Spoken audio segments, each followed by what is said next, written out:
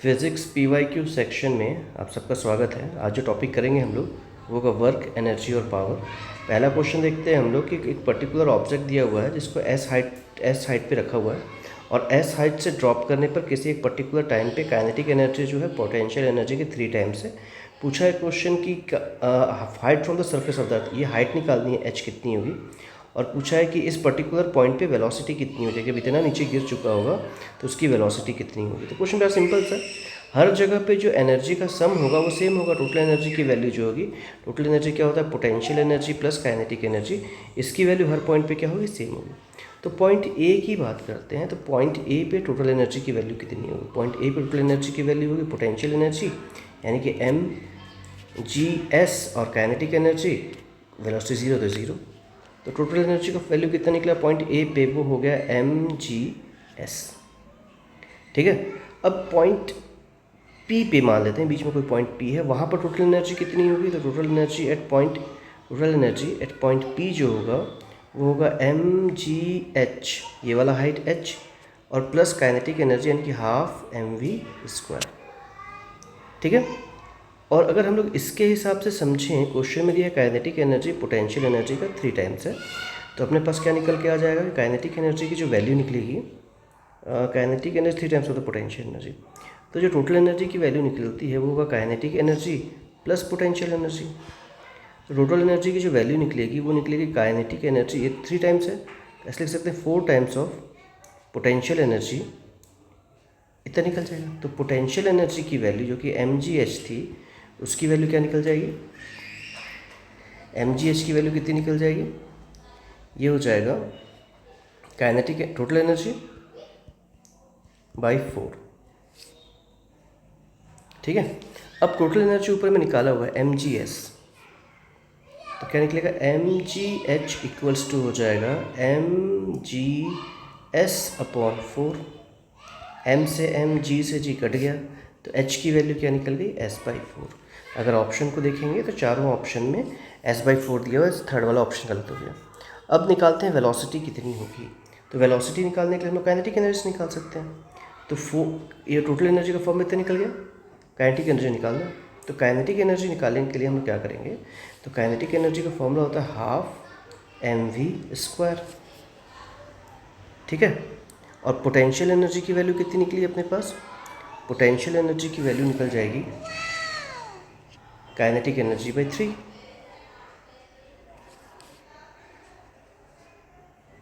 ठीक है, potential energy की वैल्यू क्या निकल जाएगी, काइनेटिक एनर्जी बाई 3। तो पुट अगर करेंगे हम लोग यहाँ पर, तो ये भी काइनेटिक एनर्जी है, तो टोटल एनर्जी का फॉर्मूला क्या निकल जाएगा, kinetic energy plus kinetic energy by 3, कितना हो जाएगा 4 times of kinetic energy by 3। और काइनेटिक एनर्जी की वैल्यू क्या हो जाएगी, हाफ mv², तो 4/3 टाइम्स ऑफ mv²। ठीक है, टोटल एनर्जी की वैल्यू, टोटल एनर्जी की वैल्यू कितनी थी, mgS इक्वल्स टू हो जाएगा हाफ का half mv² 4/3।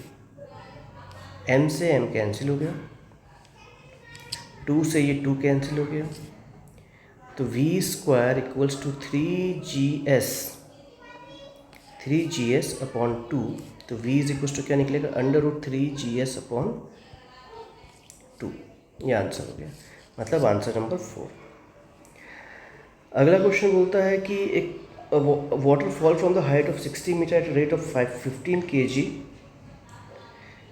kg per second to operate a turbine, turbine पे गिरा है, the loss due to frictional force is 10% of the how much power is generated, power निकालना है। ठीक है, तो टोटल कितना पानी के पास पावर था, पावर इनपुट की अगर बात करते हैं तो वो होगा mgH/T। ठीक है, मास ऑफ द वाटर क्या दिया 15, जी की वैल्यू कितनी हो गई 10, हाइट कितनी दी हुई क्वेश्चन में 60, अपॉन टाइम कितना हो गया, बोला है 15 kg पर सेकेंड, इसका मतलब टाइम कितना हो गया, टाइम की वैल्यू हो जा रही है 1 सेकेंड।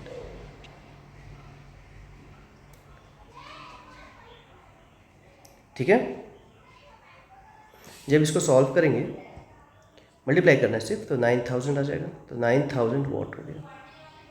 अब बोलता क्या है कि इसका सिर्फ इसका 10% एनर्जी जो होता है लॉस हो जाता है। तो कितना परसेंट बच जाएगा? 100 में से 10 हटा देंगे तो 90% एनर्जी बचेगा।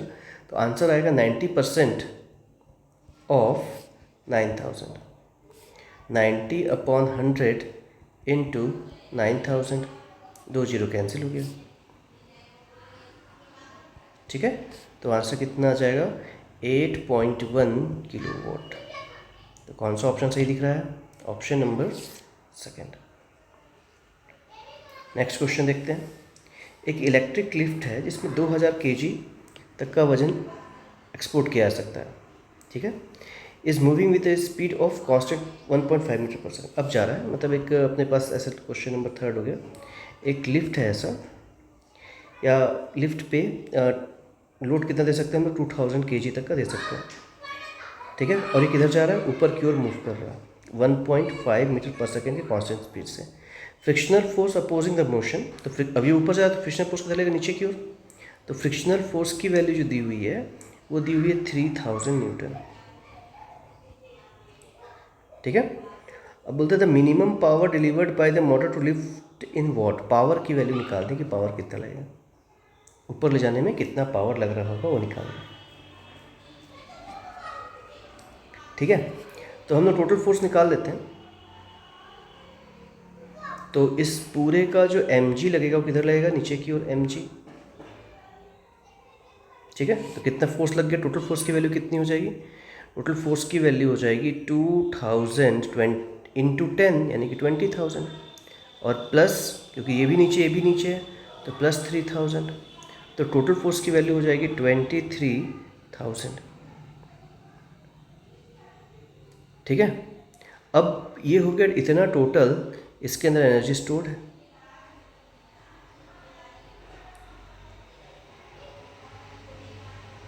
ठीक है, तो जो पावर होता है, पावर का फॉर्मूला होता है वर्क डन अपॉन टाइम। ठीक है, वर्क डन होता है force into displacement upon time, और डिस्प्लेसमेंट अपॉन टाइम होती है वेलोसिटी। तो एक और फॉर्मूला लिख सकते हैं फोर्स इनटू वेलोसिटी। तो फोर्स की वैल्यू कितनी है? 23,000, और वेलोसिटी की वैल्यू कितनी है? 1.5। जब दोनों को मल्टीप्लाई कर देंगे हम लोग का पावर निकल जाएगा, और पावर की वैल्यू हो जाएगी इस हिसाब से, सिंपली मल्टीप्लाई करना है इसको 345,000। ठीक है, तो ऑप्शन क्या आएगा? 2। आंसर क्या हो जाएगा? 345,000। नेक्स्ट क्वेश्चन देखते हैं, क्वेश्चन नंबर 4।